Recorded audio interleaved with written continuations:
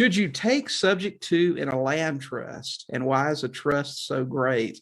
Well, I got to tell you guys, ever since I learned about trusts, I've been taking title in a trust. I think they're absolutely fantastic. And there's a couple of reasons for that. Actually, the primary reason is just privacy. Um, you know, having your name out there opens you up to a lot of things that could happen. People like to, they're sue happy and everything else now. And if you just have your name off public record, that's a big advantage. So using a trust is really pretty simple if you've got the documents that are specific to your state, and paying an attorney to get those things set up is a wise move in the beginning. But the nice thing about a trust is once you have it drawn up, you can just duplicate it over and over and over again. So it's just really sort of a fill in the blank thing. So it's not that expensive to do it.